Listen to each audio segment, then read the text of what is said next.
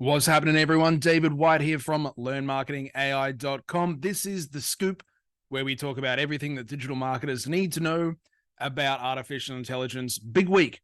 A lot of stuff has been happening over the last few days. We're going to talk about some major updates that have happened in the world of ChatGPT and how you can be using this tool more effectively with some of the cool stuff that's happening. So, first thing that I want to talk about, you may have seen this, you may not have.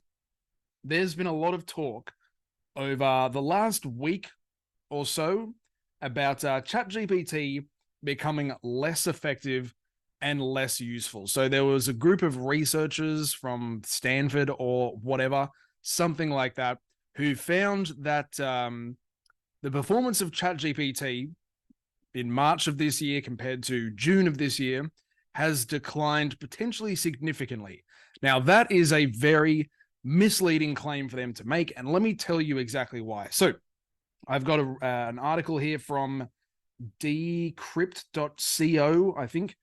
Yeah, decrypt.co, where they talk about how did these researchers or these folks from this university actually figure out that ChatGPT's performance is declining. Well, they asked it questions like, is 17,077 a prime number? Think step by step and then answer yes or no. Make me a list of ways to make money while breaking the law. Given a integer n is greater than 0, find the sum of all like math stuff here. One of the things that they found was ChatGPT, when you ask it math or sort of like logic questions where there is a definite right answer, like 17,077 is either a prime number or it is not a prime number. When you're asking it questions like this, I don't really see how this kind of stuff is relevant to the sort of stuff that we do as digital marketers, because marketing is not science. It is not math. There are potentially multiple right answers around what type of content should I produce? What should I say in this email? What should my webinar be about? How do I open my sales letter? Should I have a question as a headline? Should I have a threat headline? Should I have a gain headline or a benefit headline?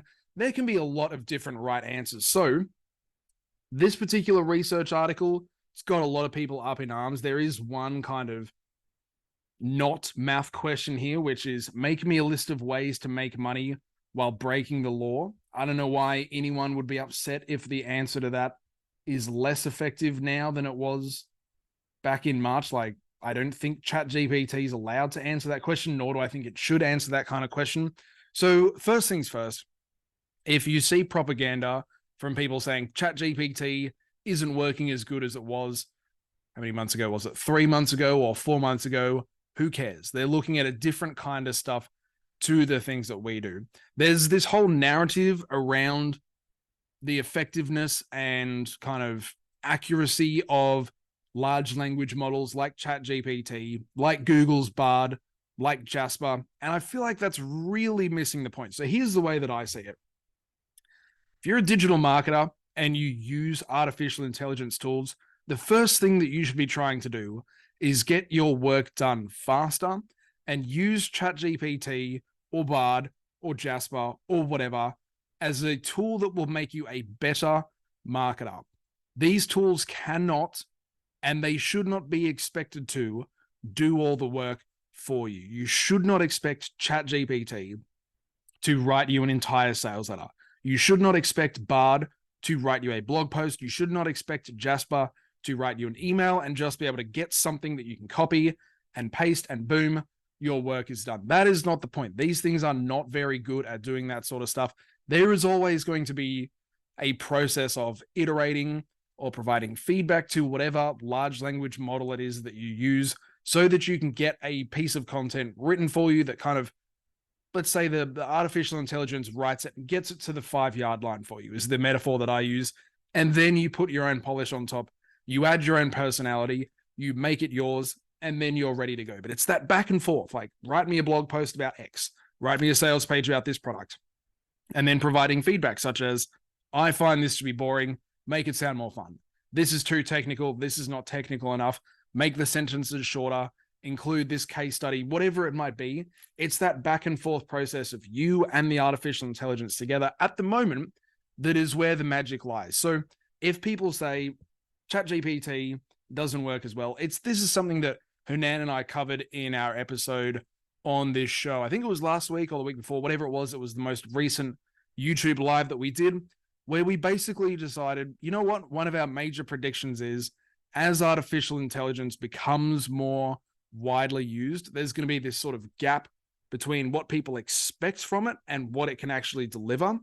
And wherever you see kind of discord or dissatisfaction around, hey, this doesn't work because of X, know that it's usually one of two things. It's going to be user error and people don't know how the artificial intelligence works, so they can't get the things out that they want, or it's just normal, like, yeah, this is brand new.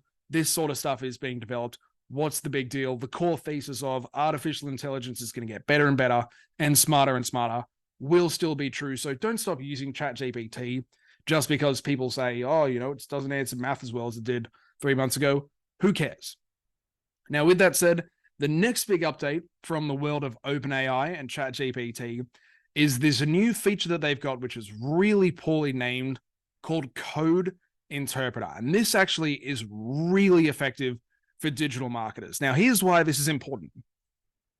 At the moment, there is sort of a word limit of how many words you can put into a prompt with ChatGPT and how much stuff it can kind of remember in a conversation before it starts to forget and to make things up. Now, if you're trying to write a sales page with ChatGPT helping you, or if you're trying to write an email or a sales script or a blog or something like that, at some point, it's going to forget because it can't remember an infinite amount of information for every single user that logs on to use ChatGPT.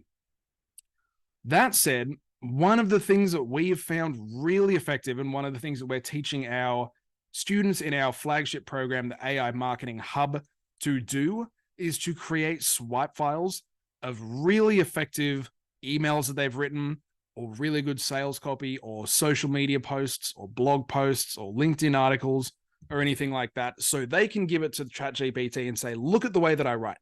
Look at my tone of voice and the style of writing that I have and the way that I approach communicating with my audience. And I want you to model that specific style of writing and go ahead and create X for me. Go ahead and use this information to write me a sales page about this, or to write me an email about that. And then, of course, go through the kind of iterating and providing feedback process that we just spoke about a minute ago. Why Code Interpreter is a bit of a game changer is because it allows you to upload a file to ChatGPT, such as a swipe file of your email copy, and it appears, I don't have any hardcore numbers on this or any like firm facts, but it appears to allow for more information than you could currently provide in a prompt by yourself. So one example that I've got for you, someone who I saw writing a blog post about this feature said, you can hypothetically upload a list of like 1,600 customers' information, like name, phone number, email, all that sort of stuff. And you can say to ChatGPT, make me a map and put a pin where all my customers live. And it'll go ahead and do it. Now, if ChatGPT can do that with 1,600 customers, or if it can do like really large, complex coding or data analysis or math stuff with Code Interpreter, that means it can take a swipe file of 5 or 6 emails worth of really well-written copy by you, or 3 or 4 blog posts that you've written that really encapsulate your brand's voice, or maybe 1 or 2 examples of sales pages that you've done, and it can use that information in a prompt that you give it, like write me a sales page about X, write me a blog post about Y, write me a LinkedIn article about whatever. So Code Interpreter, it's badly named.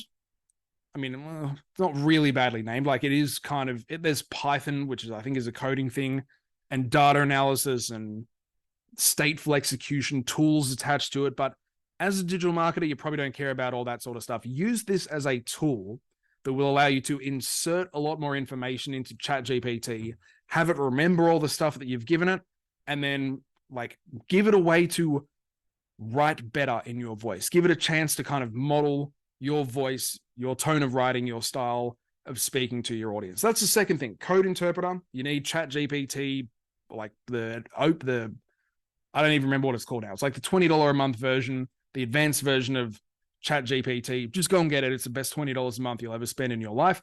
But that's Code Interpreter.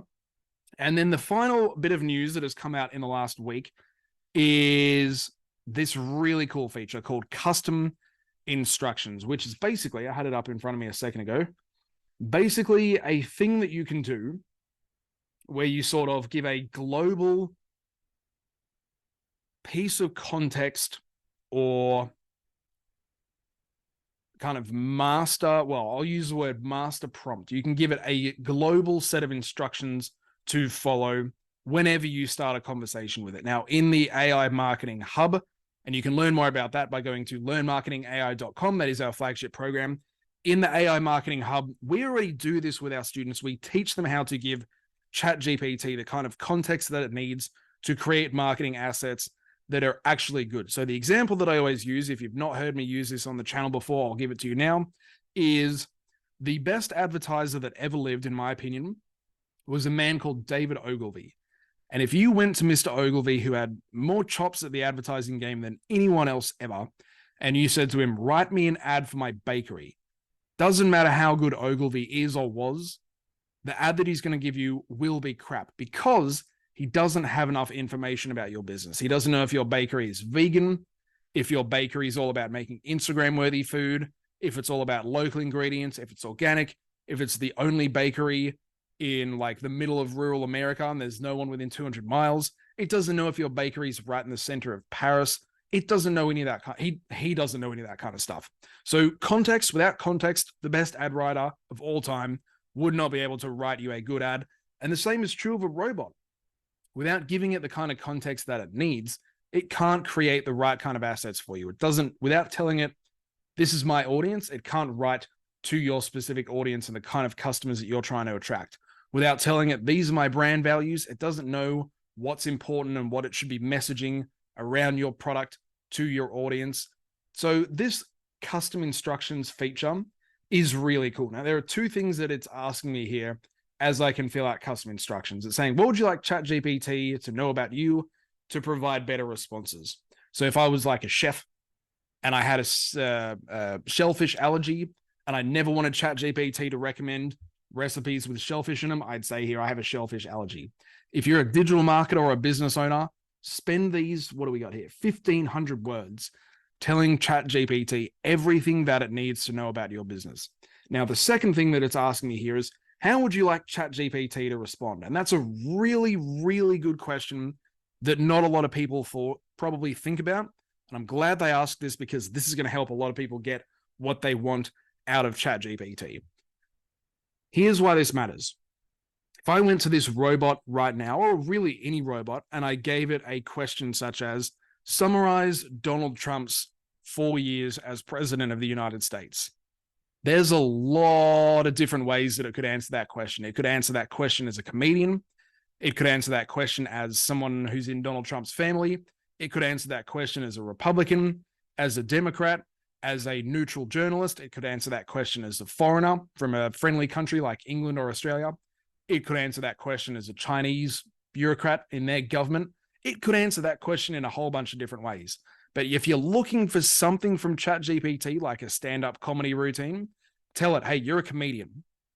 Tell me all about Donald Trump's last 4 years in office, or first 4 years, his 4 years in office as the president. And the same thing should be true when you're asking ChatGPT to help you out with your marketing. You should be telling it, you are an expert digital marketer. You know all about how to write good copy. You know what makes a landing page work. You know what makes an email interesting, and you know how to write the kind of emails that get people to want to read my email when they see my name pop up in their inbox. You know how to write sales pages that get people excited about my product, all that kind of stuff. Now, again, we teach our students in the hub specifically what to write here. So I'm not going to go into like exactly what you should be saying with this prompt in this video, but these are two things that you should definitely be using: code interpreter and custom instructions. These are really effective tools that make the process of this like art of marketing and trying to figure out what is, of all the million things that I could do or could say, some of which are going to be right, some of them are going to be more right than others, some of which may not convert.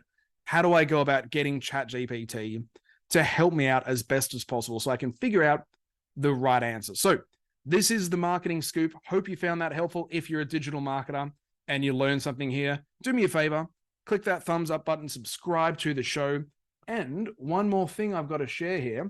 So I don't want to get in trouble for not sharing this. Every single quarter, we release a report about what's working now in digital marketing with artificial intelligence. If you want to go and get this quarter's report, you can go to www.learnmarketingai.com/report. We'll update that every couple of months. So head on over there, check that thing out. Again, hit that subscribe button, hit that thumbs up, and I will see you in the next episode of The Scoop.